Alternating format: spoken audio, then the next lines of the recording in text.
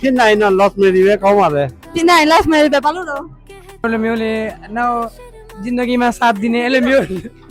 အမြဲတမ်းတက်ရိုက်ပြီးနေရမယ် ဟယ်လိုအားလုံးပဲမင်္ဂလာပါဒီနေ့ကတော့ဆိုနမ်ကတော့မင်္ဂလာဆောင်လေးရောက်နေပါတယ်မင်္ဂလာဆောင်တက်တိုင်းဗီဒီယိုလည်းဘာမှရိုက်စရာမရှိထူထူပေါ့ဒီ vlog တွေဆိုလည်းဘာမှမရှိဘူးကြည့်စရာလည်းပြင်းစရာကောင်းတယ်ဆိုမှဆိုနမ်ကတော့ဒီနေ့ idea သုံးပြီးတော့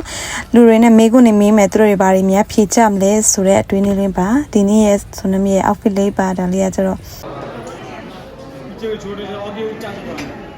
ခုမှပြန်လာသွားကြပါပြီအိမ်ထဲမှာလာပြီးတော့ပြန်လာပြီအိမ်မှာတရဒီလေအိမ်မှာပြန်တော့3နိုင်လောက်ပြီးမှအဆင်မပြေဘူးလေအဆင်မပြေပြန်ဒီမှာလာပြီးတော့တခါလေးနဲ့9မိနစ်ပြင်လိုက်တာလည်းပြီးသွားလိုက်လာတယ်ခဏနဲ့ဒါပဲလိုက်တော့ပြန်မပြောင်းနိုင်တော့အခုကတော့ဘလို့သမီးညီမတွေနဲ့တမဟုတ်ကိုတငယ်ချင်းတွေနဲ့ကြာလေဒီဂျန်စီခင်မှာသူတို့ဘယ်လိုမျိုးကောင်းလေးမျိုးရချင်ကြဘယ်လိုယောက်ျားမျိုးရချင်ကြလဲဆိုမှစမေးပါမယ်အခုစပြီးတော့မေးကြပါမယ်နော်ဒီမှာပထမဆုံးဂျန်စီဟယ်လိုဟယ်လိုပါအမဘယ်လိုလဲဇာလီမျိုးရချင်တာတော့ခစ်ကြီး loyal ပဲလားကျွန်တော်ဗာမြတ်ချင်ပေါ့အမြဲတမ်း TikTok ရိုက်ပြီးနေရမယ် vlog ရိုက်ဖို့TikTok တိုင်တန်းနေရမလို့ရအောင်ဒါဒီ TikTok ရိုက်ပြီးရမယ်ပြီးလာတဲ့ဟာပေါ့နည်းနည်းကြီးများတဲ့ပါတယ်ဆိုတော့အဲ့ဆိုရင် TikTok ရိုက်တဲ့သူရှိတယ်တိုင်ကင်မရာမန်ဖြစ်ရတာကြက်တယ်ဆိုတော့ဒီညီမလေးကိုဆက်သွယ်ပေးပါရှင်အခုဒါနောက်တစ်ယောက်အမလေးကိုမေးပါမယ်ဟုတ်အမ hello အမဘယ်လိုမျိုးကောင်းလေးမျိုးရချင်တာလဲအမကတော့ဟင်းချက်ထော်တဲ့ကောင်းလေးမျိုးပြီးတော့ loyal ဖြစ်ရမယ်အများကြီးချစ်ရမယ်အဓိကအချက်က6 pack ပါအဓိကအချက်က6 pack ပဲ6 pack ရှိရင်ရပြီပေါ့ဒါပဲကဲ6 pack ရှိတဲ့သူဒီညီမ connect လာလို့ပေးပါဒါနောက်တစ်ယောက်မောင်လေးရောက်နေပါပြီမောင်လေးဒီမမနည်းနည်းဆက်နေပါတယ်ဒါပေမဲ့လည်းဝင်ပါပေးလိုက်ပါပြီမောင်လေးကဘယ်လိုမျိုးမင်းကလေးမျိုးရချင်တာလဲဘယ်လိုမိမရချင်တာလဲ ဘယ်လိုမျိုးလဲနောက်ဂျင်ဒဂီမှာစာတင်နေအဲ့လိုမျိုးအဲ့လိုမျိုးရှင်နေအနီမဲကနေလိုမျိုးမိုင်ကနေအဲ့လိုမျိုးရှိတယ်ဆိုရင်ဒီမောင်လေးကိုဆက်သွယ်ပေးပါရှင်ဟုတ်ကဲ့အမဘယ်လိုမျိုးယောက်ျားမျိုးရချင်တာလဲ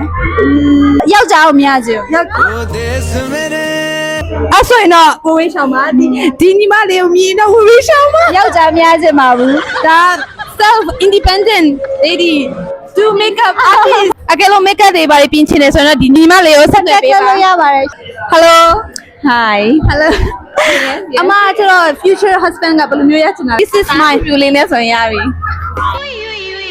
အသားဖြူတဲ့သူဆိုရင်တော့ဒီလေးပေါ့နော်လာ content လုပ်လို့ရပါတယ်အဲ့ကြောင့်မလို့အင်ကြီးလည်းအဖြူအောင်ဝတ်ထားပါတယ် show ပေးလိုက်ပါသူကဖြူမဖြူ hello အမ in the future ဘယ်လိုမျိုးယောက်ျားလေးမျိုးရချင်တာလဲပတ်စံရှိတဲ့ယောက်ျားပတ်စံရှိတယ်ဆိုတော့ဒီညီမလေးကိုဆက်သွယ်ပေးပါဒီညီမလေးကပတ်စံ hello hi အမကျတော့ in the future ဘယ်လိုမျိုးယောက်ျားလေးမျိုးရချင်တာလဲအမကို in the future respectful tall and brown skin အကယ်လို့ brown skin ရှိတယ် tall လည်းရှိတယ်ဆိုရင်တော့ဒီအမလေးနဲ့လုံးဝလာဆက်သွယ်လို့ရပါတယ်ရှင် hello အခုက in the future ဘယ်လိုမျိုးမိန်းကလေးမျိုးရချင်တာလဲ ဘယ်လိုမျိုးမင်းလေးဆိုရိုးရိုးတသားလေးနဲ့ချောချောလာလာလေးပေါ့ ရိုးရိုးသားဆိုရင်တော်ပြီပေါ့ ချောချောလာလာလေးလို့ချင်တယ်လေဗျာ ချောချောလာနဲ့ရိုးရိုးသားရှိတယ်ဆိုရင်တော့ဒီကိုဆက်သွယ်ပေးပါရှင်အခုကတော့ Gen Z တွေကိုမေးလို့ပြီးသွားပါပြီအခုကခဏလေးနေ့လည်စားလေးပါလေးစားပြီးတော့မင်္ဂလာဆောင်ပြီးတဲ့သူတွေကိုမေးပါမင်္ဂလာဆောင်ပြီးတဲ့သူကိုမေးရတော့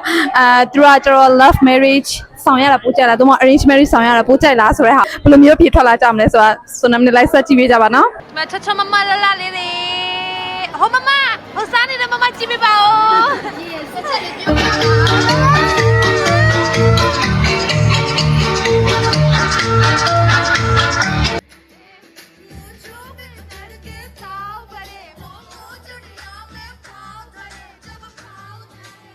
အဲ့ဒါပြီးတော့ဆိုနမ်တို့လည်းအကတစ်ချက်ရှိုးပြလိုက်ပါတယ်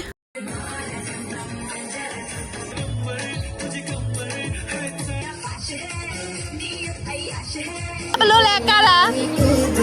စီလို့တော့မမသေးဘူးမောက်လို့လဲ review ပေးရမယ်ဆိုရင်တရားကောင်းပါဒါမဲ့လက်ပုံစူးစမ်းရင်ပုံမှန်အဆင်ပြေတယ်မမတွေးနေတယ်မမဘလို့လဲအကလေးကတကယ်ကြည့်ဘလို့လဲတကယ်ချင်းကတာပြန် ဒီလိုတကယ်ချင်းပိုင်ဆိုင်ထားတော့လုံးဝပျော်ရှင်ပါတယ်။အော်မမကြီးဘယ်လိုလေးလဲအကလေးอ่ะအကလေး share ပါလေ review ပေးပါ review ကတော့ပေးကြမလို့လေတော့ငါတို့ညီမတွေကကိုရီးယားတော့ထားခဲ့တာပဲဒီလိုအမရှိလဲလုံးဝပျော်မလုံးဝဆဲဆိုတာမရှိစေရဘူး။ကနေဒီ step ပေါ်လာမကောက် Hello အခုကကျတော့နည်းလူကြီးတွေကိုမေးပါမယ်။ဦးလေးမင်္ဂလာဆောင်တာရင်တော့ arrange ဆောင်တာကောင်းလားသို့မဟုတ် love marriage ဆောင်တာကောင်းလား ဖြစ်နိုင်တော့ lost marriage ပဲကောင်းပါလေ ။ပြင်နိုင် love marriage ပဲဘာလို့လို့ ဘာဖြစ်လို့ဆိုတော့ကိုကသူ့ရဲ့အကြောင်းကိုအကုန်လုံးသိထားပြီးသားဆိုတော့လေနော် ။ဦးလေးကကျ love marriage လုပ်ခဲ့ရလား arrange marriage လုပ်ခဲ့ရလား lost marriage ပဲလုပ်တယ် ။အခုကနောက်တစ်ယောက်ကိုမေးနေပါလေ။အခုရေးသားထားတာ love marriage ထားတာကောင်းလား arrange marriage ထားတာကောင်းလား ကိုက lost marriage ထားပြီးလာခဲ့တာဆိုတော့ lost marriage ပဲကောင်းပါတယ် ။ arrange marriage ကမကောင်းဘူး။ love marriage မှာဘာကောင်းတာရှိလဲ ကိုကြိုက်တဲ့လူကိုပြောလို့ရတယ် arrange marriage ကကိုမကြိုက်တဲ့လူကိုမှပြင်သွားရင်တော့ကြိုက်မှားပါမှာဆို ။အန်ဒီမင်းသားဆောင်နေပြီနော်။ arrange marriage ဆောင်တာကောင်းလား love marriage ဆောင်တာကောင်းလား။တခုလည်းရေးပြပါကြည့်လိုက်တော့ဘာလို့ရေးရမှာလဲ။ဥပမာညီမတို့အရွယ်လို့ဆိုရင်ဘာလို့ရေးတင်လဲ။ဒါကံရဲ့ကျိုး။ကံရဲ့ကျိုးပေါ့လေဥပမာတိုက်တဲ့သူတွေမတိုက်ရတော့ဘူးလား။ဟုတ်ပြီ။အဲ့ဒါတက်လိုက်ပါ။အန်ဒီရတယ်လို့ love marriage လုပ်ကြတာ arrange လုပ်ကြတာ arrange ကောင်းတယ်နော် arrange ကောင်းပါဘူးကောင်းပါလေဘာလို့လဲအခုဒီမှာဆိုတော့မေးတဲ့သူအကုန်လုံးကတော့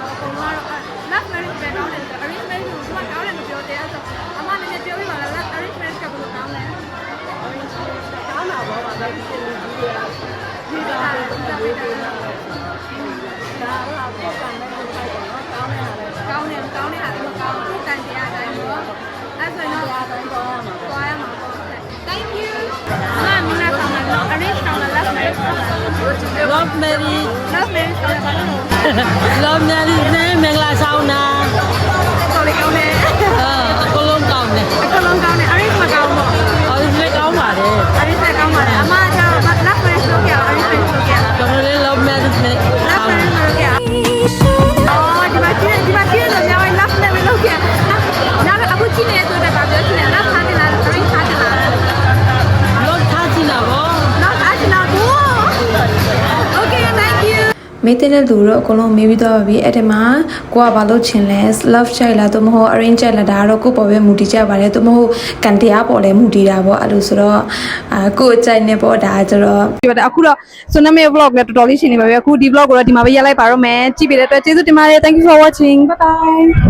နောက်လည်းဒီလိုမျိုး video ဆက်ကြည့်ချင်နေဆိုရင်တော့ဆိုနမ်နဲ့ချိတ်ဆက်နေပါ follow and subscribe လုပ်ဖို့မမေ့ကြပါနဲ့ bye bye